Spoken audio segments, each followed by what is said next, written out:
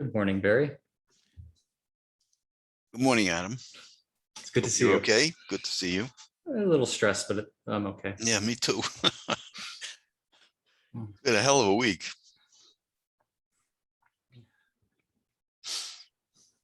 Imagine you're overcommitted 8 ways from Sunday. Yeah. You promise things in advance and things have a way of happening, coming due. It's like hard to say no to something when it feels meaningful, even though like I probably really should, especially if like there's already meaningful things. Like better to have fewer and like it's hard to say. Like sometimes it's actually like good things happen from like the mess and the chaos and like the cross fertilization and Yeah. but Yeah. I know exactly what you mean. yeah, the art of life is something I'm still refining. Oh, seriously. It's maybe the human brain will have to evolve to uh to manage the increasing complexity, because there really is an increasing complexity. If we deal with people face to face, who we know, our neighborly colleagues, friends, people who we come in physical contact with, but now we come in contact through the internet and through um, Zoom and through these networking systems, that there are many more people who we interact with.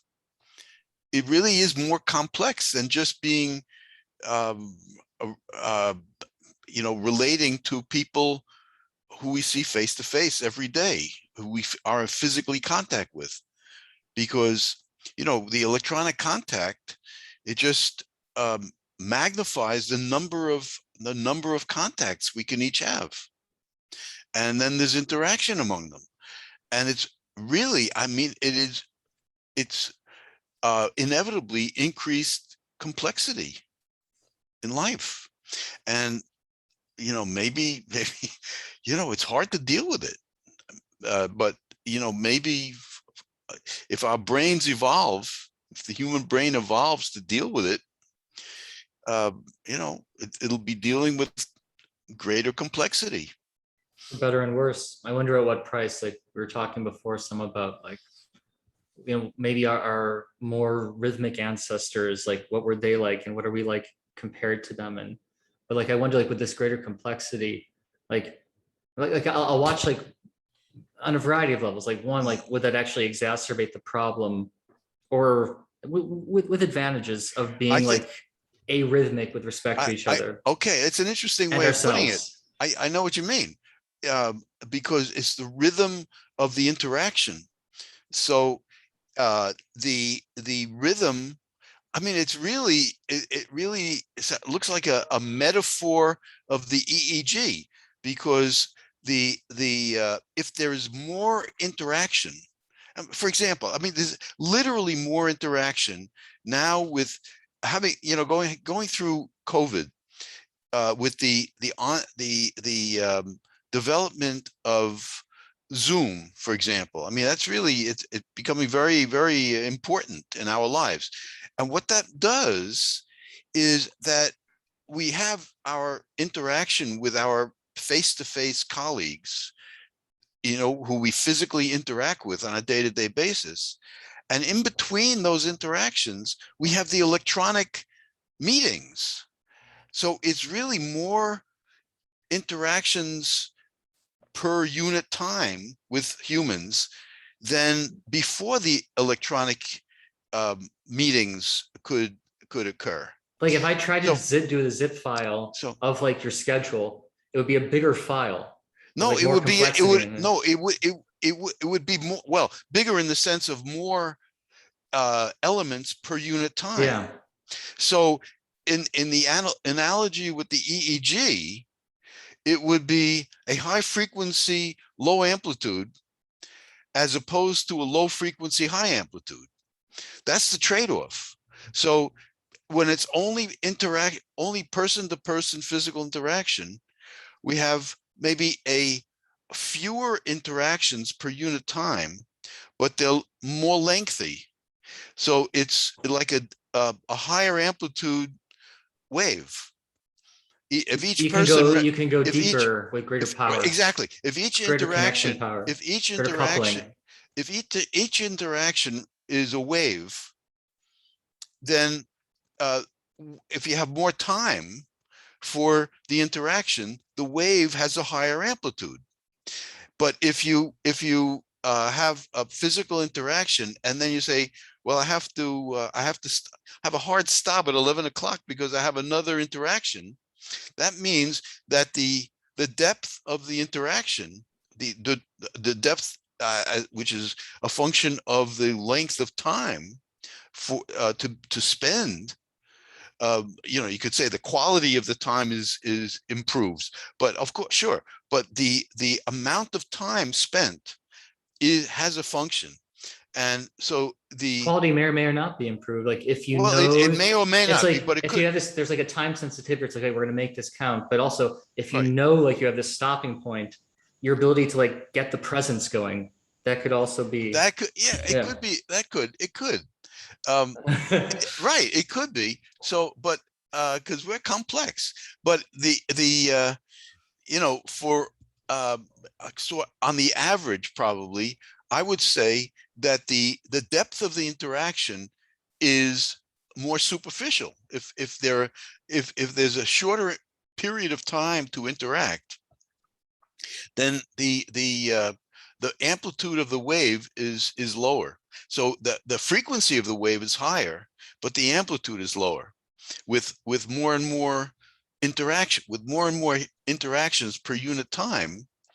It's like the arousal EEG with a relatively high frequency, low amplitude. Whereas when it's only physical, personal, face-to-face interaction, it's by definition takes a longer time And a lot and higher bandwidth too. a higher bandwidth. Yeah, With so more signal, not just more bandwidth, but more diverse interactions of the signal. So like more diverse I get like interactions. the bandwidth of like your micro expressions and I'm picking them up. Like what I'll do is I'll take Yeah, your face and I zoom in on the screen to get your eyes close to the camera, but it's yeah, still like there's still like a latency there. And it's like the feedback loops aren't quite as tight as like they could be, you know. right. Yeah. So Something that's so coming to mind actually, it's like analogies with well, sex, but also meditation. Like people will say, like, it's not just like longer sits, like they're potentially like qualitatively different from like shorter sessions.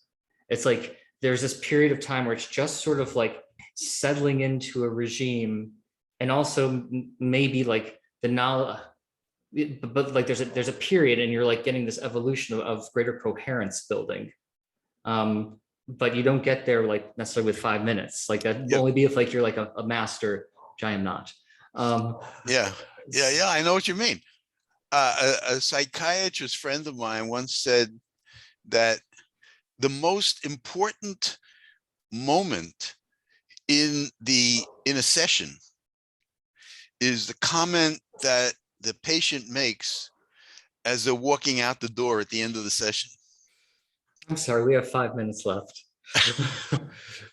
And there's gonna be a So difference between a 15-minute med check and an hour session. yeah, There'll be a but I difference. mean, but what you're saying about the bandwidth, in a sense, it could be that all the stuff that occurred during the 45-minute session led up to the moment of walking out the door and turning back and making a last comment as the person leaves. But so the significance of that comment could be, even though it happened in the last 3 seconds, it could be Hmm.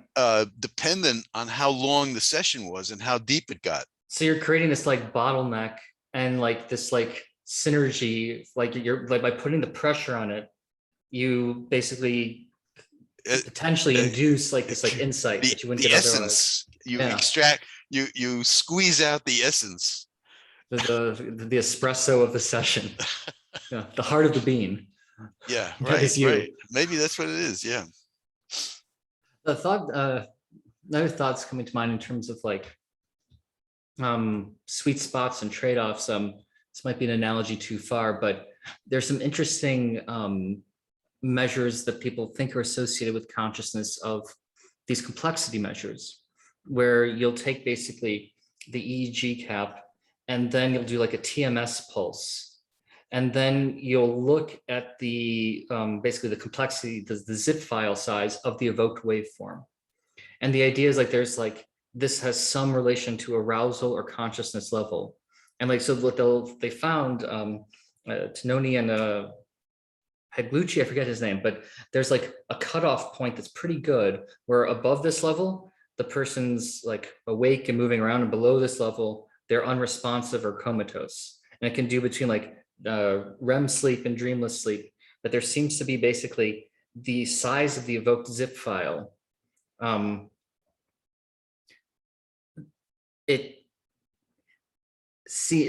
When you perturb the system at a locus, and then what percolates out from there, that seems to have some level. But to bring it around, I guess I'm wondering in terms of like degrees of coherence and like some of the models we were discussing earlier, where like you're bringing up like this hierarchy, this building as we move out of sleep into wakefulness of oscillations of their overall power when measured appears less, but they're having this greater complexity within. It's still the same phenomena of these coupled oscillators, but as you move from delta to theta to alpha to beta to gamma, you're getting this greater like combinatorics building up. But I guess I'm wondering, like, is there like sweet spots of complexity, or what are the sweet spots of complexity where you can get like both the power and the informativeness, like together, like a meaningfulness? Yeah, I think it's the moment at which if the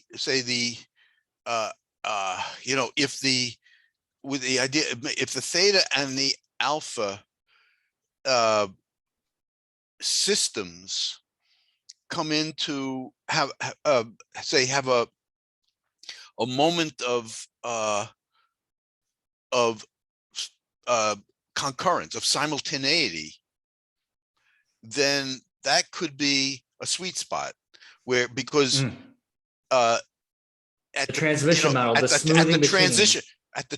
Yeah, exactly. At the transition, it's like the feeling of, taking the car analogy again, if you're going, you accelerate in first gear, and then when you hit, say, 15 miles an hour, you slide the shift into second gear without the clutch. It's that moment of synchrony between first and second gears, where they're different gears, but there's a moment when they're synchronized, and then you can slide between them. You slide readily between them. So this should be the greatest flexibility in the mind, because and it should Maybe, be, yeah, in theory, maybe you're getting this synergy between these broader integrative structures, like almost like carrier waves. So but within them, you're getting also the higher order complexity. You get a synthesis between between the lower drive and the upper computation. If we're saying that the slower wave is more based on the physical plant, the physical plant activity of the body, and the higher frequencies are more involved in the planning, the memory functions and associations that at the point where they mesh, and you can slide between the two of them, and they become equivalent at a moment. There's a moment of equivalence. That's a moment of maybe you're feeling good, and you have a brilliant idea, and you have a great idea, and it feels, or it's an insight. Maybe it's an insight, an aha moment. They should come more readily. You might be able to draw on intuition. So you're getting these like pulses of like organismic need or satisfaction, which have their own associates, their own Right, memory. But right, then you have this other like faster evolving immediate coupling with the world, either right. in reality or like fictitiously, like Yeah, planning. yeah, And then these being able to interface and crosstalk and that's mutually more inform. power, because that's when when you have two systems synchronized, it's really additive. They're not functioning separately. It's a synergy, Even multiplicative in a way. and Like it could be multiplicative. we Yeah, have well, the combinatorics here and the synergy. combinatorics I mean. here. That's Yeah, what and a you get all synergy. that synergy. That's what synergy means. It means that uh, the is that uh, is that a synergistic effect of hormones is when the effect of the two hormones is greater than the effect of either hormone alone. It's a synergistic, like estrogen and progesterone synergizes with estrogen, and it produces a stronger effect and growth, for example, of the uterus, of behavior, that than either estrogen or progesterone alone. So the whole is greater. The new whole is greater than the sum of the two parts. You know, I'm gonna insult some people, but I feel like sometimes philosophers would do better to learn a little bit more biology. Because then when they discuss things like, is there top-down causation? It's like, well, the synergy you're describing is like, is it real that you're getting like at these different levels, these different patterns unfolding, and that they can have these synergistic interactions? Like, well, if that's not real, what is real? Like it's like You said different patterns of bolding. Do you mean in the different fMRI patterns. Oh no, sense? I was garbling my words. A different patterns unfolding. Oh, unfolding. So like the different like the you could say like is well you could say like well it's all just like neural interactions. It's like yes, but when they're organized differently on different levels, those are It's differences that make a qualitatively difference. different. It's qualitatively different. These are these are When real you merge, patterns. two Yeah. different types of, I mean, the different, you could say that the different waves, the different frequencies, I mean, delta, alpha, theta, gamma, they represent different brain functions. And when the two, when you get two of them at the same frequency and they merge, that means you're merging two different brain systems into one, and they're indistinguishable, or they become it's like it becomes a new dimension. It's just like you can see something out of one eye, you see something out of two eye at the other eye. But when you put Now I it have depth. together, it's more than just the sum of those two eyes. You see depth, because it's a unique it's a unique experience. You can't, even though we think that it seems like we see depth with one eye, but that's because we have experience with what we're looking at. And but if you uh, get a situation where where experience is irrelevant, that you've never seen anything like this before. And this is an experiment. I mean, my colleague Alan Gilchrist does this all the time. He puts objects close and far, and by changing the lighting, intentionally changing the lighting to make it seem like they're not in the places where they are, by illuminating the distant cube more than the near cube, it looks like the distant cube is closer. And he adjusts it intentionally to show that if you look at it with one eye, you say they're both in the same place. They're both equidistant from my eye. And then you look at it with the other eye only, and you say, yeah, they're both at the same depth, at the same distance from my eye. And then you open your two eyes, and you see that one of them is much farther away than the other, but the distant one is illuminated more. So now we have new information by using two eyes, where we didn't get that information by using one eye or the other eye only. So that's where the experience really makes the experience. I mean, if I look out the window and I see a bush, uh, against, over there, and then a tree 20 feet away, I know that the bush is closer than the tree if I look with one eye or two, because I've been seeing it all the time. But if I don't have that information, and if it's intentionally fooled, like what he does in his apparatus, then you really don't have the information. You really only see two-dimensionally with one eye, and you really only see two-dimensionally with the other eye. But when you open both eyes, you get new information. And that's what I think, that's what happens when you synchronize, say, the delta with the alpha, or the theta with the alpha. When you bring in it's like two different eyes, all of a sudden you see something different, because you're bringing two different brain systems together. They're unit, they become one, and it's different from one or the other. So I have a pet hypothesis that could be wrong.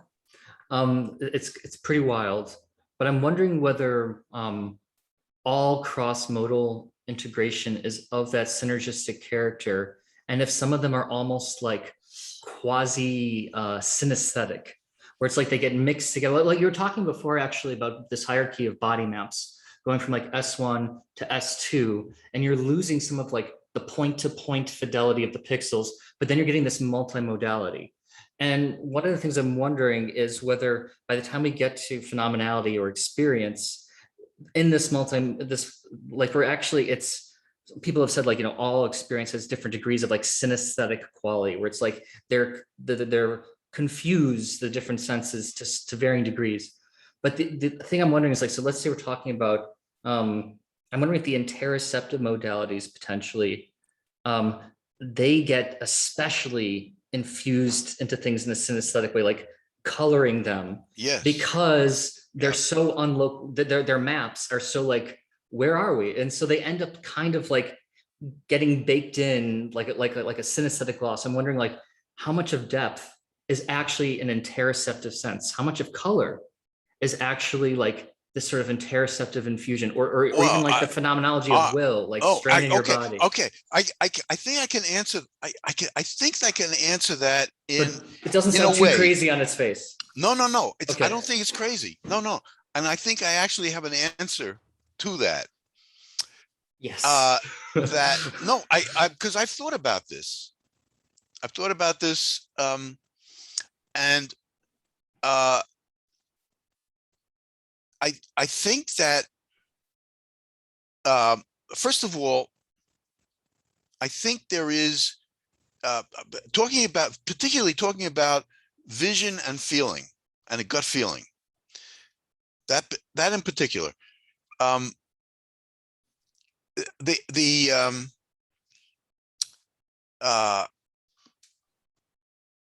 this is speaking from my experience years ago with marijuana, that I've had a few of those. If I close my eyes, and I took my pulse, then I see a flashing light in time with my pulse. And that means that, and this is an experiment that I think would really be interesting to do in a functional MRI, when marijuana becomes legal in New Jersey, that I would predict that if you look at the visual cortex, that under marijuana, the visual cortex would show activation in time with the heartbeat. Because I think there would be visual input, that the heartbeat is a visceral input, and it interacts with the visual cortex. We're not normally aware of it, but it interacts. So it's kind of a model of visceral interaction with the visual cortex. Now, to get to your example, and what my explanation is that if you look at something with one eye and you look at it with the other eye, and then you look at it with two eyes, with the two eyes, you're getting summation in some parts of the visual cortex. You're getting summation of the two inputs for the two eye inputs, you're getting summation. So at some place in the visual cortex, there's a greater intensity of activation there's a greater synchrony of input, a summation of input, This is convergence of the data it's streams. convergence, and that is a more intense input than from one eye or the other. And with that intense input, that can sensitize some of the visual neurons. And to the extent that there's ongoing visceral input, there's an opportunity for the visceral input to activate a neuron that has been sensitized by the dual input from the two eyes. So somewhere in the visual system, there is a converge. Now the visceral input was affecting that particular neuron all the time at a low level, subthreshold, and then you have one eye input coming to that neuron, and it's also subthreshold. Then you have the other eye coming into that neuron, and now the three inputs are enough to trigger that neuron, and that neuron suddenly is an association between visual and visceral input. And that's why sometimes with marijuana, I felt that I could feel what I'm seeing, and I could see what I'm feeling. What I'm feeling is, if I look out the window and I see a tree and a garage and a fence, I can feel a sort of some feeling up, in one place, and another feeling in another place, and another feeling in another place, as if those images are inside me, and I'm being tickled a little bit by the tree. I'm being tickled inside by the tree and the garage and the fence, and they're in different places in me. Could be very adaptive because you're both having this bidirectionality where what you're seeing can drive the feeling. Exactly. But what you're and feeling vice versa. can drive the feeling. Exactly. And so now your attention is moving around based on the salience for you. Exactly. And if it's some emotional situation, then our physical plant responds to our conceptualizing what the situation is. That's you're already structuring it by the affordance for you, by like what it means. Like, right. You're exactly. already like, but is this a hunger situation, an anger situation? You're already like not just paying attention, but in your body, like your action readiness. You're feeling it because your autonomic system is reacting in some corresponding way to what you are. Somebody insults you and you get pissed off, your body reacts to that in your own way, whatever, all the experience that you had of being insulted in the past, or feeling humiliated, or downsized, or minimized, diminished in some way, or intimidated, whatever it is. There's a memory. You have a memory of that, and that memory has an influence on your autonomic response, and your autonomic response has an influence on your memory. And so we feel what we're experiencing. There are feelings. To the extent that we're aware of our feelings, that's one thing. It's possible to not be aware of them. But we can pay attention to them. And I think marijuana amplifies our awareness of our feelings. guts, the feelings inside. I wonder if part of the places of integration, so I want to look at, I guess, degrees of correlation or like functional connectivity or between the precuneus and maybe the anterior insula. Like I'm wondering whether, Oh yeah, that's probably very I'm important wondering because if like this they're both binocular, integrative. could it be Yeah. maybe especially likely to occur, I don't know if this is the case, along midline structures, maybe back to like this like affective coupling and like the electrical field. Like could that play a role in could that play a role in the integration? Like if you put them in the posterior midline? Well, it's interesting you bring up the idea of midline, because midline is by definition a closer interaction, that because it's The axon faster. lengths. It's faster. It's a closer interaction than the limbs, than the outsides. So the mouth, the digestive system, the anus, the genitals, they're all unpaired, as opposed to the limbs, which are paired. But they're paired in the sense of the left half and the right half, and they form a circle, or a tube. So that is because of the mere fact of speed of connection between the two sides, the left and the right. It's much faster in the midline. Hold up. So now you're making me wonder, like, again, so before we were talking about like the dam or the mother doing the anogenital licking of the pup to like bootstrap the pattern generators. Yeah. To what degree at this higher level of body maps does like this, maybe the greater unity of these tube structures, does that help you to basically learn your body as a unified object to a greater degree? Like probably, yeah. So like, probably. like I mean, it's the more primitive. The more primitive. The limbs are more highly evolved, like fish. Eels. The simplest vertebrates, just with a notochord. I mean, they're just a tube, and from the tube evolves the limbs and the brain and the head.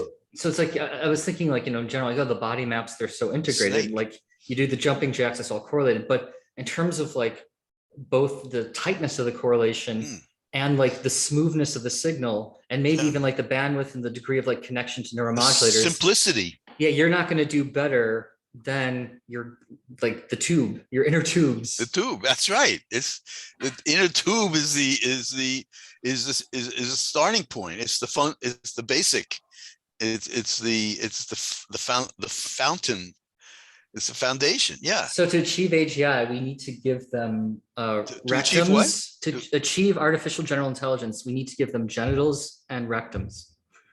This is what you're saying. The computers. Yeah, for them to learn a sense of their own body as a unified object, it might be helpful to give them. That's interesting. Structure. That's interesting. I mean, yeah. I joke, but I wonder, like, to what degree do you need homeostasis at the core, and to what degree is this like part of it?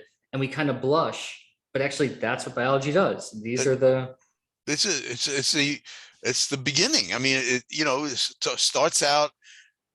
If a structure is going to function, it has to have some fundamental. So it has to have some fundamental characteristics. It has to. I mean, if in order for something to exist and persist, it has to. And for it to be active and to exist, it has to have an energy input source, and it has to be able to acquire the energy. Otherwise, it's just a plant. But if it's an active something or other, it has to have a way of obtaining energy to maintain itself. So the maintenance of energy, it's an input and an output. I mean, and if the energy is just sunlight, then it's a plant. It doesn't have to go anywhere. But if it's motile, if it's going to move and get energy, which will enable it to get maybe theoretically more energy input than a plant, because it could absorb protein. If it's made of protein and it has to build itself out of protein, then it has to obtain protein. So it can't just sit there and get sunlight.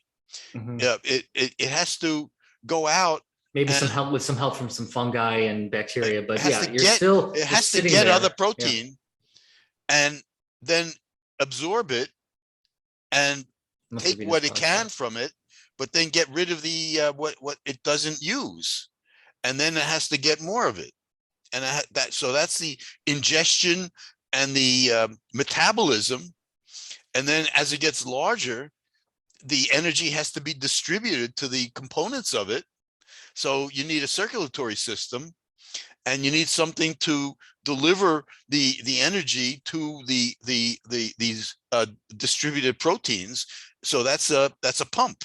So you get the heart. So the input, the ingestion and the circulation is those are the two first essentials.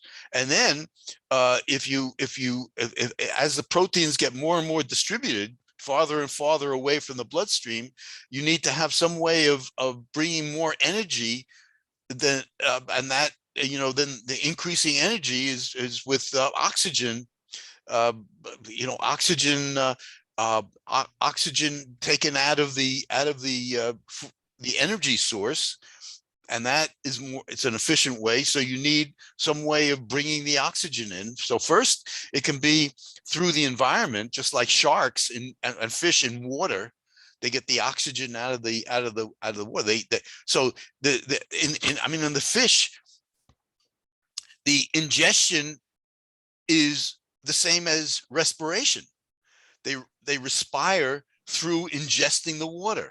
They get so that's Coupled to the movement it's with coupled through to the the gill movement. system, having the flux going through it. And Yeah. So I mean, respiration starts out as ingestion, and then it gets modified when coming out of the best way of getting the energy. The most efficient way is in the water, because that takes less energy than on the land. And just moving through the water can even float through the water and get debris and other proteins out there. But then if you have to start going after it, then you need movement, and that starts getting more and more complicated. But it's an investment. It's like uh, an opportunity arises. You start out with just a simple thing of getting energy, and then if it should happen to move, then there's an advantage to moving, and it can move through water, sort of float through water. The advantage is that by floating through water, you bring more opportunities for obtaining, for coming in contact with other energy sources like plankton or something, or the other plants, and that builds that builds itself. So now you have a stronger movement, but but as now it you gets have a new bigger, set of but challenges. now you have a new challenge. You have to A new distribute. niche has been constructed, a new set of Yeah, affordances has opened up, and now yeah, this is the thing you're now adapting to, which then yeah. opens up a new thing. Right, exactly. It keeps going like that. So But at the heart of it, though, it's these fundamentals of life management of an active system. And what might place you like right at the center of the whole thing throughout is both what in um, what allowed you to do that niche, what you needed for that niche, and then also what other mechanisms interface with it got built on top of. It could be that there's these like unified structures for being an active eating respiring well, system. I wouldn't say unified structures, but there are um, uh, there's a unified uh, requirement. There's a unified in the sense of physically required. There's physical requirement, and it can be solved in various ways.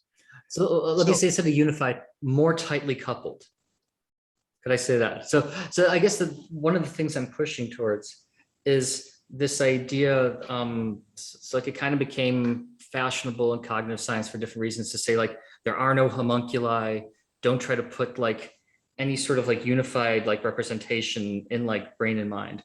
But I'm wondering whether basically aspects of the unity of the body provide unity for the mind.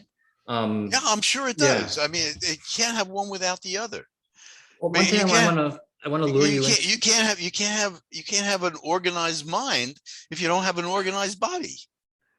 something Because I, our mind is built on our body. That's another level. I mean, you could even say it's a requirement. Just like if you have a large mass of protein, if you want to keep it going, I mean, maintain it and not have it degenerate, you need to get energy to it.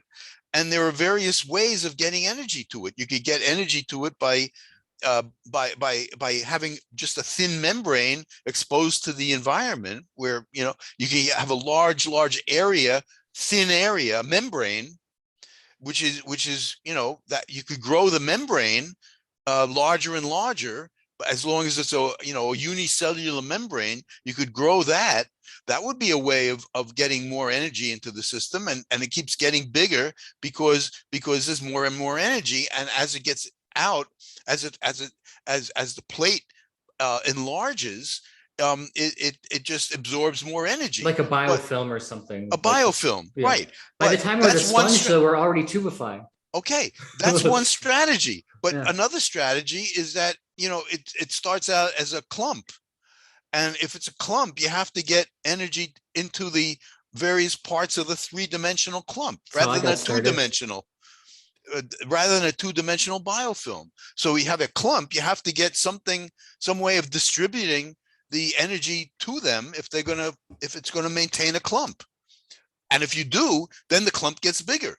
And as it gets bigger, look, if this is what you want to do, if this is a successful, you have a small clump, you have a way of getting energy to it. If that works, the clump gets bigger. And if it gets bigger, it has a demand. So you have to have a better, if you have a better distribution system, then the clump keeps getting bigger. And if it works, it creates its own demand. And if the demand is satisfied in an effective way, it keeps going. And then it just gets more So and the more. So clump you might want to then hollow out potentially or squeeze yeah, into a tube shape. yeah, And then you might want to elongate the exactly tube shape. And then because if you have a clump, and you make it make it into a more like a membrane, then that makes it more efficient to absorb the protein. So it becomes a hole. I mean, it becomes an empty sphere because because it's more like a membrane, but it's also more like a solid. And then you could have it as a tube, because that makes it even more efficient, because then you have an input and an output. So it and if it works, then it keeps going. so some things I want to add to our list. So one would be, so there's two things I want to add at the moment. One would be more deeply exploring these potential parallels between evolution and development. Yeah, The way in which you're absolutely. getting this That's how I recapitulation of teach similar principles. neuroscience. And I teach it yeah, as the evolution, starting with the embryo, and then show how the embryo, I mean, it's an old biological expression. ontogeny Ontogeny recapitulates phylogeny. recapitulates phylogeny. I want to go into that some more. And then Yeah. the other thing I want to get into is, in addition, is basically Oh, it's 11. unfortunately, is I want your thoughts on how far can we push analogies of mind and brain organization, the mechanisms, how far can we analogize them to music? So like, let's say we treated the mind as like an orchestra, and these homunculi, we thought of them as conductors, or we thought of the mind as like a conductorless orchestra, or like ensembles of musicians, different Oh kinds. yeah. Like, I've used that analogy I want you to riff on that. in some of my papers. I've used the analogy of that it's a symphony, made up of an orchestra. So I want you to push hard on that. And Okay, I'll have to reconstruct that.